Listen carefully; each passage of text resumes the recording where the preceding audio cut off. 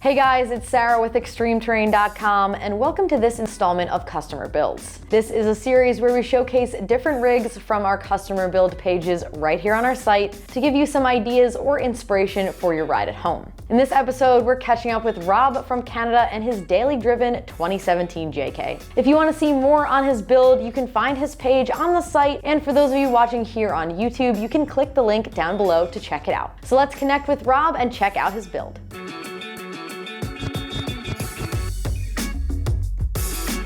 How's it going, Rob? How are you? Oh, doing very well, thank you. Thanks for having me. Cool, nice to have you. Thank you so much for joining us. Yeah, you bet. So let's get into a little bit about your JK. We're gonna start on the inside here. You have the Rugged Ridge multi-dash mount phone kit. You found that to be super useful on the inside of your Jeep? I certainly have. Yeah, it's very difficult in a Jeep to actually get a phone mount that doesn't drop your phone or the phone doesn't bounce out of. And I found this one to be great. It holds the phone nice and secure and fits perfect on the dash. It doesn't take away any of the storage area as well. And I like it. It's been good. Nice. Yeah, that's a lot of things people don't think about with off-roading. Keeping your phone secure, it's an important thing to have. So I think that's a great addition to the inside. And then you also have those light switches for your light bar up front as well. It is. Yeah, right in the corner there. It's tucked away. It's not in the way of anything. Perfect location. I use it all the time. Awesome. So speaking of lights, let's go ahead and get into the outside of your Jeep. You have that big light bar on the front. I guess it's like 50 inches. Very close to. Yeah, very close to. So a lot of people mount those to their windshield, but I noticed you have yours mounted to the bumper. So what made you want to go with that? You know what? Just for better lighting when you're winching.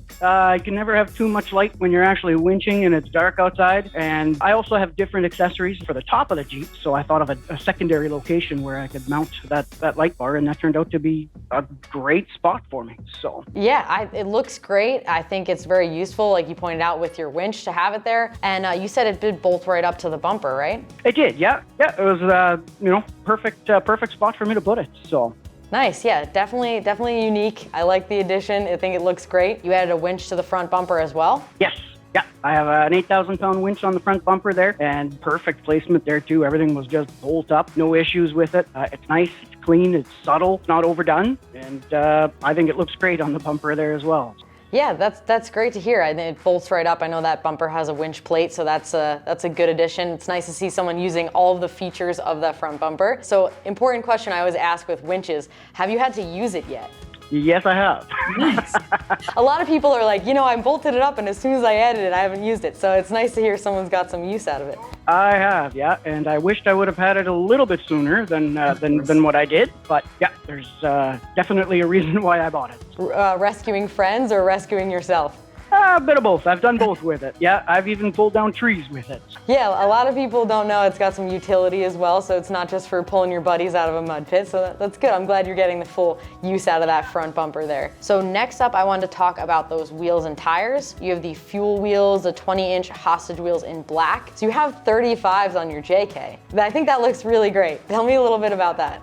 You know what? They're Mickey Thompsons. They're 35, 12.5 R20s on those hostage wheels. I just loved the look of those wheels. I love the black rim with the little chrome accents inside that rim. I've done kind of the black and on white kind of theme with my Jeep as well. So love those tires as well. It's a nice soft rubber. I can air them down a little bit as well when I'm doing some off-roading, and very nice for on-road as well. I use it as my daily driver, so kind of trying to find a happy medium between the off-road world and the on-road world. Yeah, I think you're doing a great job with that. You have a lot of mods that are useful, but also appearance mods. I think the tires and wheels look great with it. They're a little bit of extra without being over the top, so I like your wheel choice there. So I do have a question. What do you have suspension-wise to fit 35s on your Jeep? Well, I pulled quite a few trailers since the rear bumper with the trailer hitch. And what I did was I went with an airlift system. So I've got some airbags in the inside the coil to help when I'm actually towing. And it also provides a little bit of lift for the vehicle as well, and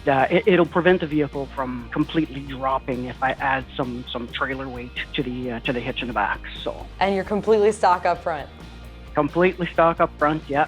That's great. I know a lot of people listening probably are wondering, what do you have to do to your Jeep to have 35s on there? So I think it's nice to know that you haven't really done much. You've just helped out with not having too much squat while you're towing. So that's cool. So you tow with your Jeep. That's interesting. I know a lot of people don't think Jeeps are super capable with that. Not a big trailer, but I do have a couple Sea-Doos that I tow, and it does fine with it. So. Still, Jeeps are super capable. That's why a lot of people love them, and I like that you're breaking stereotypes. That's cool to hear. Getting into the top of your Jeep, I know you're saying that you had some accessories up there, the Garvin Adventure Rack, as well as the Overlander rooftop tent. So that's kind of a unique combo. Probably one of my favorite additions was the actual rack.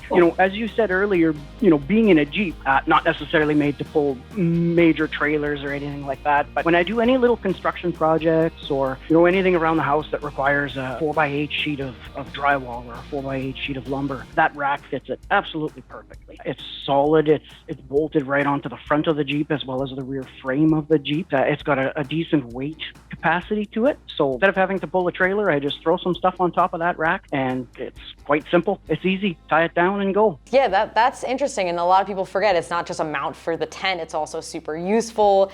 Keeps you from having to pull that trailer. You can strap whatever you need up there. Tell me a little bit about that tent there.